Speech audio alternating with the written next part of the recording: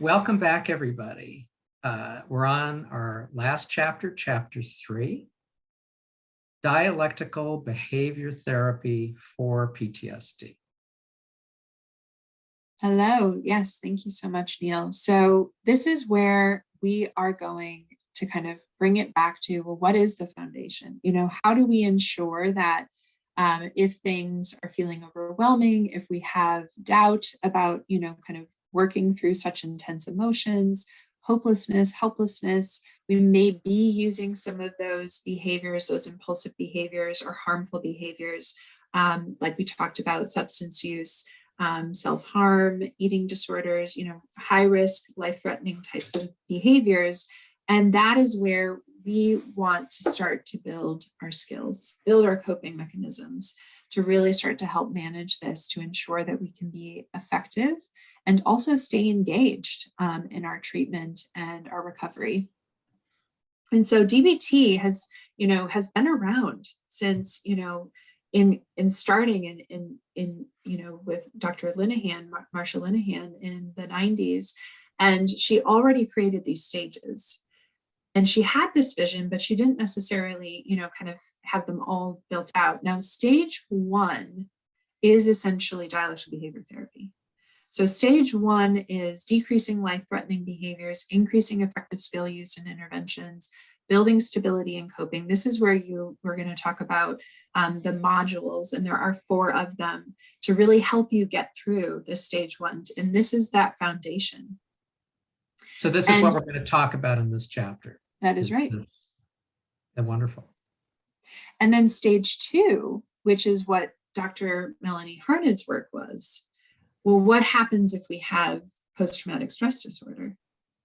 And so this is where the trauma or these really intense, invalidations or things that have happened to this person that becomes barriers or other things that they need to be managing outside of, their dysregulation or their chaos in their life or their suffering. So that is then where we go to stage 2. And stage 2 is where we do this exposure work. And that's where we've been talking about this reprocessing and really starting to increase the intensity so that we can increase our tolerance. And then stage 3 is where now we're building a life worth living. So now we are seeing life beyond this suffering, and we're starting to increase our self-esteem. We're starting to achieve individual goals, feeling a sense of mastery over things that used to feel as though we were not in control and we couldn't manage. We're improving our relationships. We're increasing our self-reliance. We're finding opportunities to problem solve. And stage 4 is this growth beyond ourselves and into more of a spiritual life. So that is completely optional. However, Dr. Linehan, has that as a part of her stages. And it's something that, now you can kind of grow beyond yourself and what is, the world and how do you feel connected to the world around you. So this gives us just a quick overview of what is dialectical behavior therapy. Mm-hmm. What we're going to be talking about in this chapter is that foundation, the beginnings. That is correct. And how to start. So I think this is a perfect, kind of beginning page 1 of this chapter, chapter 3, which is, so what does that mean? Well, the picture of the thought bubble of, the person on the left is really this chaos, this overwhelm. This is really what life, with PTSD looks and feels like. And it's a lot of suffering. It's a lot of dysregulation. It's feeling as though we're not really successful in managing the day-to-day, and we're just surviving. We're really still a survivor. And the other side is this serene calm of just being in this present moment and noticing just what is in front of us and experiencing it for just what that is versus all the other things that, have happened, could happen, right? The left side thought bubble is not what's going on in the present moment. This is a really cute cartoon. The cartoon is showing me my dog is better at mindfulness than I am. Exactly that. Exactly that. And we all want to be just like our dog, right? Just present. And how do we, how do we really kind of get there? How do we, be more present in this moment, have more effective living, have a life worth living that does not feel so chaotic? And these are the 4 modules within DBT.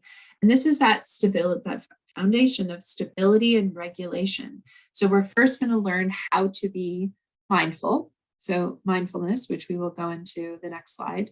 Distress tolerance, which is, obviously learning how to tolerate the distress. Emotion regulation is identifying your emotions and then learning to, know what to do with the emotions that you've identified.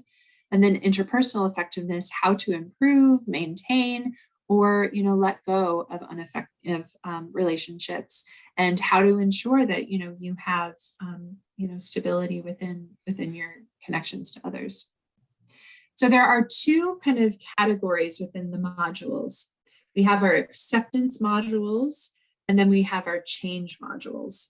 So acceptance modules is mindfulness, and distress tolerance.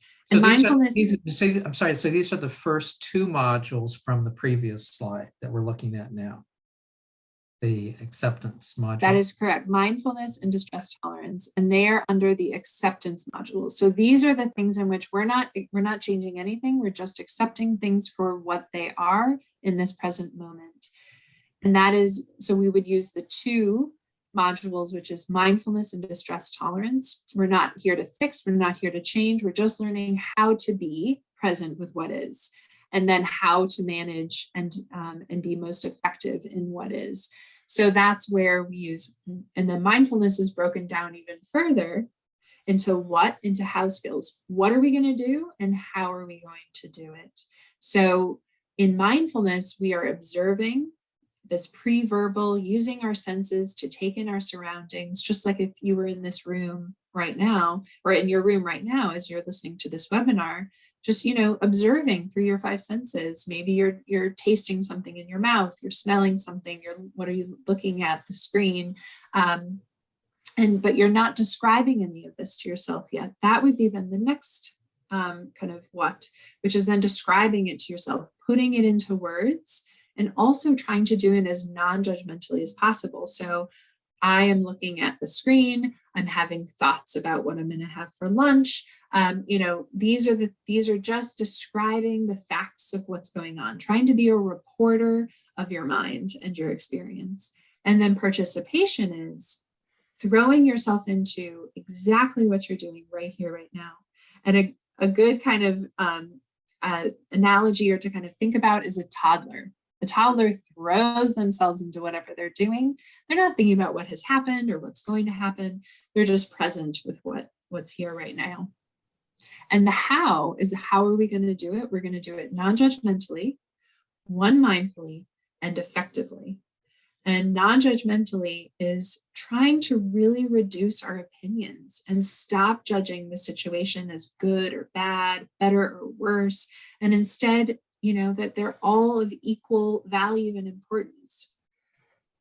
Mindfully is just this task at hand, getting rid of multitasking and really bringing ourselves back to just this one moment. And effectively is back to that long-term gain rather than short-term gratification, not cutting off our nose to spite our face, and instead really trying to see, what do I want in the long term? Where do I want to be going? And then starting to make choices and decisions and behaviors based on that long-term hope. Distress tolerance is about accepting the situation for what it is. So we're actually going to be using skills to help us manage the moment rather than make it worse. So we can either maintain or we can make it better. However, the only object is to not make it worse. So we're trying to learn how to cope. So if we're feeling really, really anxious or overwhelmed, we would use our distress tolerance skills and we would come up with a coping plan. And then we would use that and we would say, okay, you've got 15 minutes, start your clock and use your coping plan within this 15 minutes.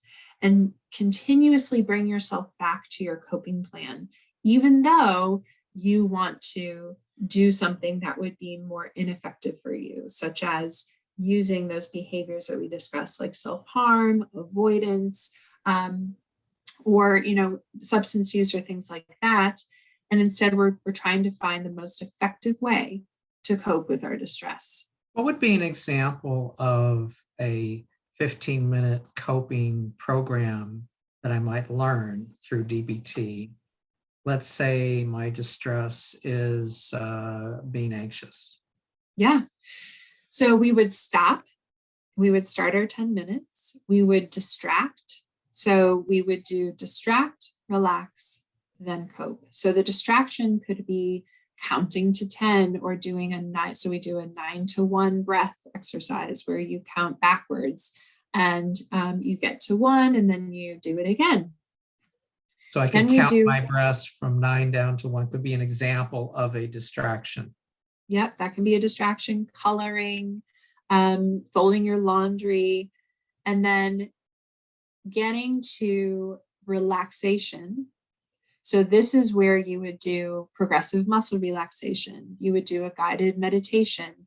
You would do deep breathing. You could do tapping exercises. So what you're trying to do is you're trying to bring your neuroregulatory system back down, because you want to get to a place of coping. But when you're that anxious or you're that overwhelmed or you're in that much distress, you cannot access your executive functioning.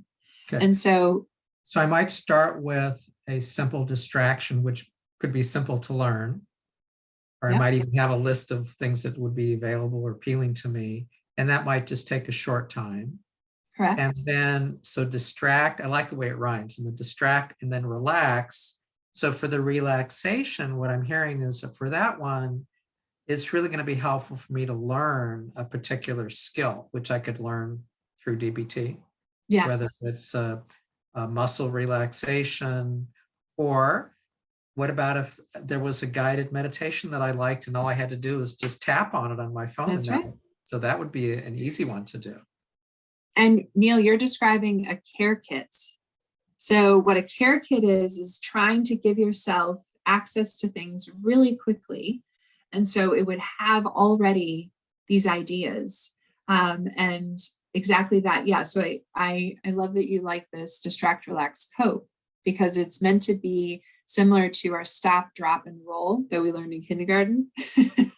And so if we're on fire emotionally, we want to distract, relax, then cope. Okay. And then the change modules are, this is where we're actually going to do something different.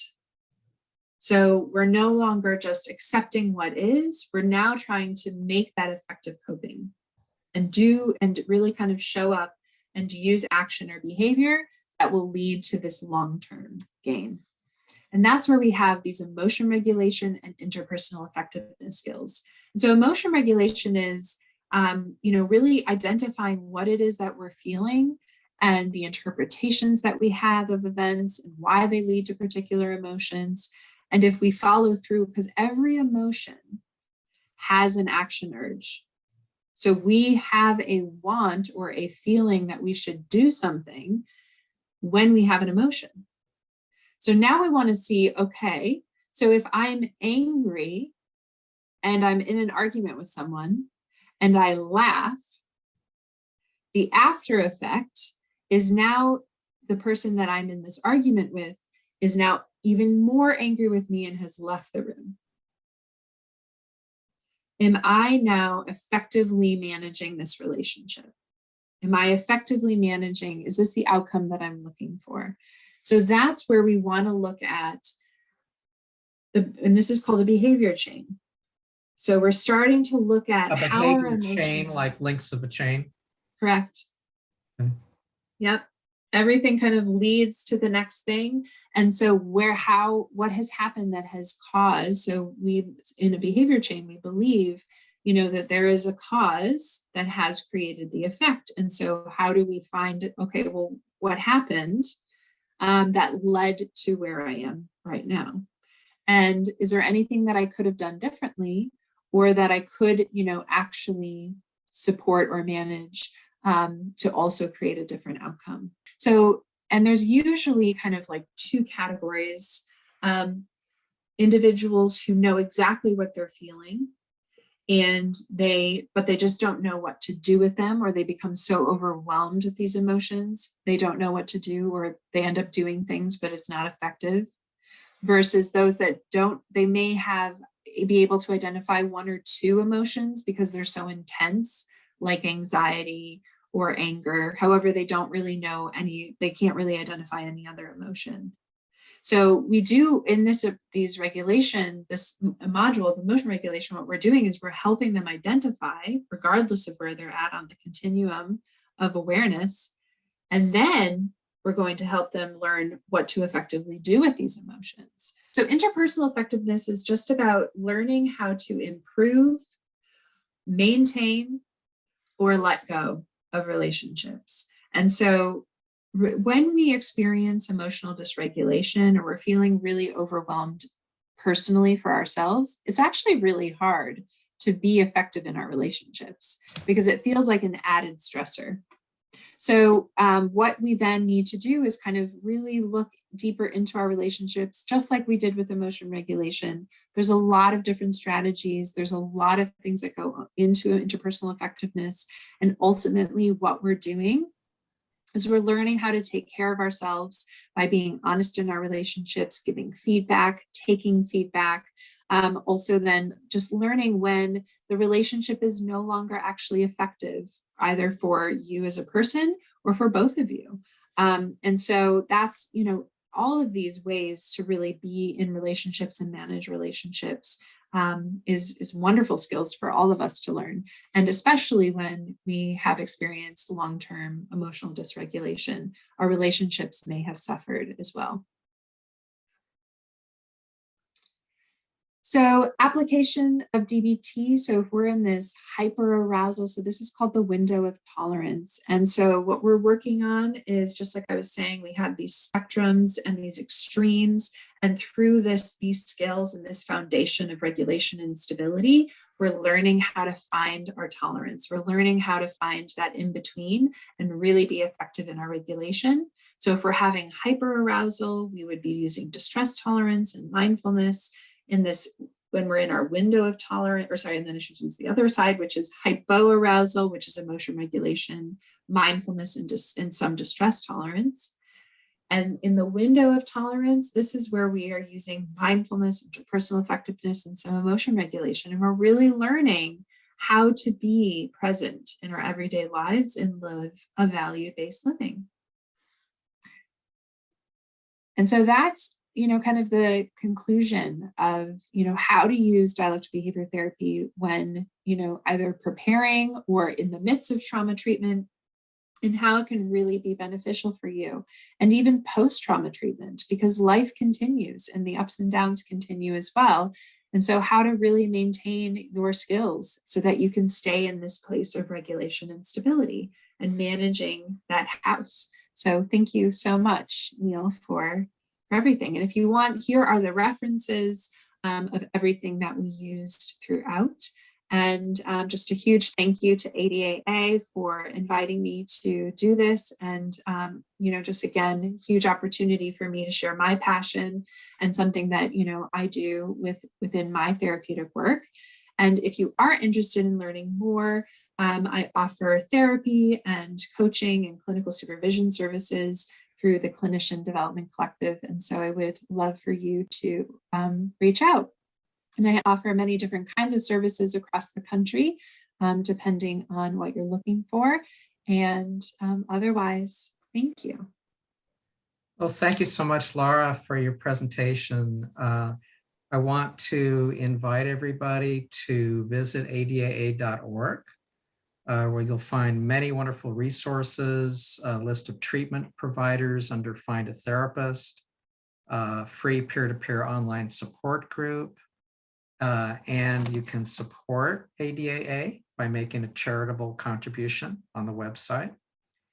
If you have a question after watching the webinar, you can send an email to webinars@adaa.org.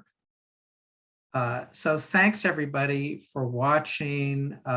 Laura, thanks again for a wonderful presentation. We encourage everybody to like and share the webinar series, and we'll see you next time. Thank you. Thank you so much, Neil.